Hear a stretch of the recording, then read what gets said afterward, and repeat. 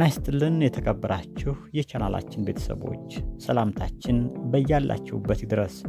ለዛሬ በአንድ ወሳኝ የጤና መረጃ መጥቻለሁ። እስከ ዝግጅታችን ፍጻሜ ድረስ አብራችሁን ቆዩ።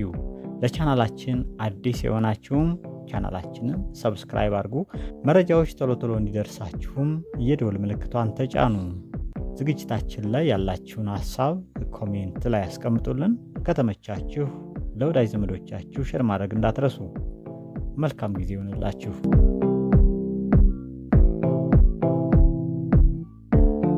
የአፍ ጠረን ያለባቸው ሰዎች ለ7 ችግሮች የተጋለጡ ናቸው ይለናል በቅርቡ የወጣ ጥናት።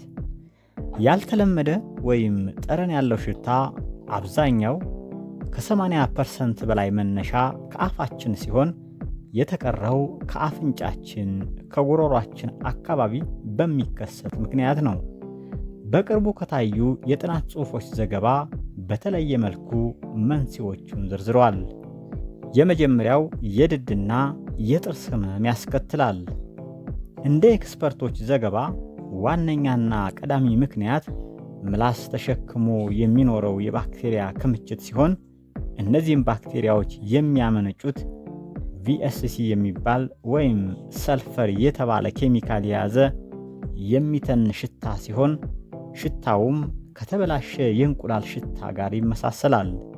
ባክቴሪያዎችም በምላስ ላይ ቢበዙም በጥርስና በድድ ላይ ለሚለጠፉ ቆሻሻ ወይም ፕላኪው ላይ ይገኛሉ። ሽታውም በራሱ የድድና የጥርስ ህመም ያስከትላል። የምላሳችን ሸካራነትና ምግብ ወደ ጉሮሮ ሲያልፍ የሚቀሩ ምግቦች ምላስ ላይ መለጠፍ ምላስ ላይ ሽፋን ይፈጥራል። በዚህም ሽፋን ውስጥ ባክቴሪያዎች በመደበቅ ለኑሯቸው አመቺ ቦታ ይፈጥራሉ። ባክቴሪያዎችም በተፈጥሯቸው ኦክስጂን የማይጠቀሙ ስለሆነና ኦክስጂንም ስለሚገላቸው በሽፋን ውስጥ መኖር ይመቻቸዋል።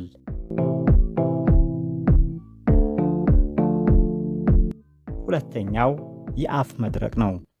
የአፍ መድረቅ ሌላኛው ለአፍ መሽተት ምክንያትና በምላስ ላይ ለሚገኙ ባክቴሪያዎች ምቹ ሁኔታን ይፈጥራል። ስለሚቀንስና የአፋችንን እንቅስቃሴ ስለሚገታ ጠዋት ከእንቅልፋችን ስንነሳ ከአፋችን ጊዜያዊ መጥፎ ጠረን ያወጣል። ምግብ ስንመገብ ወይም አፋችንን ካጸዳን በኋላ የሚጠፋ ነው። ሌላው ደግሞ በጾም ወራት ከውሃና ከምግብ ስለምንርቅ ጥርሳችን የማናጸዳ ከሆነ ለረጅም ሰዓታት አፋችን እንደሚሸት ይገለጻል።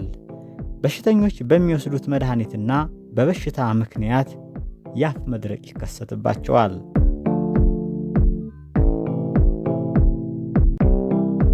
ሶስተኛው በጭንቅላታችን እንዳለብን ማመን ነው። ሃሊቶፎቢያ ወይም የመጥፎ አፍ ጠረን ፍራቻ የብዙ ሰው ችግር ነው። ይህም ባለቤቱ ራሱን የመጥፎ የአፍ ጠረን ተጋላጭ እንደሆነ በማሰብ የሚከሰት ሲሆን እነዚህ ሰዎች መጥፎ የአፍ ጠረን ሊኖርባቸው ይችላል። እንደ ምክንያት ራሳቸውን የመጥፎ ሽታ ባለቤት የሚያደርጉ ሰዎች አብዛኛው ጊዜ አይናፋሮችና ራሳቸውን ዝቅተኛ ደረጃ አድርገው የሚመድቡ በህብረተሰቡ የተገለሉ ሰዎች ናቸው።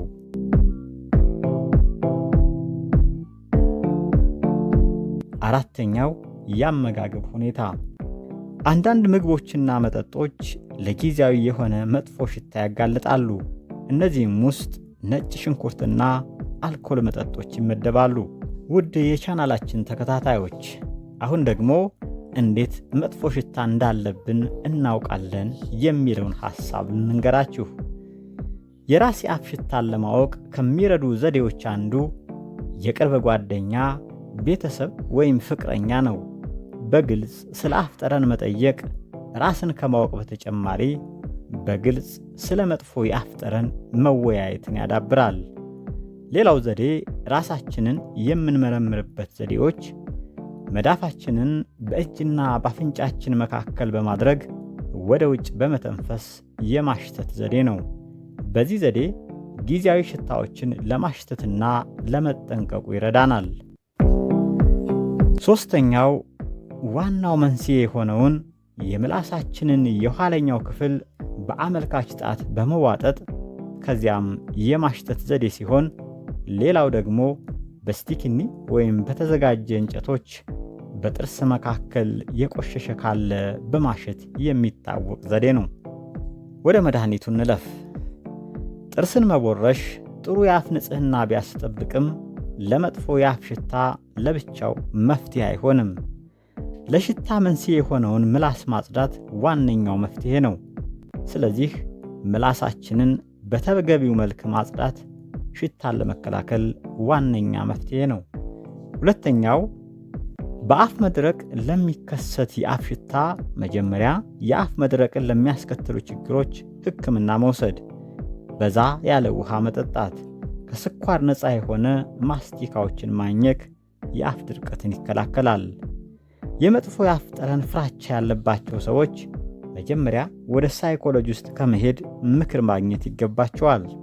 የጥርስ የድድ በሽታ በማንኛውም ሰው ላይ በየትኛውም የዕድሜ ክልል ሊከሰት የሚችል ቢሆንም ነገር ግን በአብዛኛው በከተማና ዘመናዊ የኑሮ ሕይወት በሚኖር የምግብ ይዞታቸው ከጣፋጭ ምግቦችና መጠጦች ጋር የተዛመዱ ሰዎችና በተለያዩ በሽታዎች የተጋለጡ ሰዎች የበለጠ ተጠቂዎች ናቸው። የስኳር በሽታ ያለባቸው ሰዎች በደማቸው ውስጥ የስኳር መጠን መዛባት ጋር በተያያዘ የሰውነት አካላቸው ላይ የሚመጣውን ችግር፣ የስኳርን ህመም አስቸጋሪና በየጊዜው መረጃና ጥናት እንዲያስፈልገው አድርጎታል። የስኳር በሽታ የሰውነት አካላት የሆኑትን ልብ፣ የደም ስር፣ ዓይንና ኩላሊት ከመጉዳቱ በተጨማሪ በዋነኝነት በጥርስና አካባቢ ያሉትን አካላት ይጎዳል። የቀረበ ግንኙነትም አለው። ይህም በደም ውስጥ ያለ ስኳር በቀጥታ ከጥርስ መቦርቦርና ከድድ ህመም ጋር ይገናኛል። የስኳር በሽታ ያለባቸው በሽተኞች በሽታው ከሌለባቸው ሰዎች የበለጠ ለአፍ አካባቢ ችግሮች የተጋለጡ ናቸው።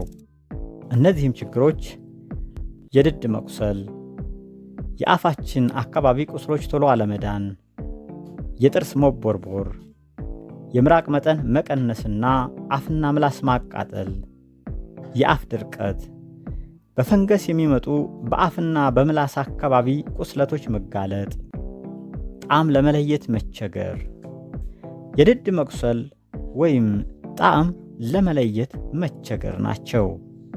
የድድ መቁሰል ወይም በድድ ላይ የሚከሰቱ ችግሮች የስኳር መጠን በደም ስር መዛባት በአፍ ውስጥ ለሚገኙ ባክቴሪያዎች ምቹ ሁኔታን በመፍጠር በድድና በጥርስ መካከል ያለውን ግንኙነት አሻክረው የጥርስ መነቃነቅና ሲብስም ያለ ጊዜው እንዲነቀል ያደርጋሉ። በተቃራኒ የድድ በሽታ ያለበት ሰው ከሌለበት ሰው የበለጠ በደም ውስጥ ያለው የስኳር መጠን መቆጣጠር ያቅተዋል። በስኳር ህመምተኛ በተለይ የሚከሰተው የአፍ መድረቅ ወይም የምራቅ መጠን መቀነስ በምራቅ አማካኝነት የምናገኘው የባክቴሪያዎች ማጽዳት በባክቴሪያ የሚዘጋጀውን አሲድ ማምከን ያሳጣል። ለዚህም ምክንያት ጥርሳችን ባልተጠበቀ መጠን መቦርቦርና መበስበስ ያስከትላል። ከዚህም በተጨማሪ የአፍ መድረቅ አፋችን ምላሳችንን ማቃጠልና ምግቦችንና መጠጦችን ጣዕም እንዳይኖር ያደርጋል። ይህ የአፍ መድረቅ ለአፍ ሽታ መከሰት አይነተኛ ሚና ይጫወታል።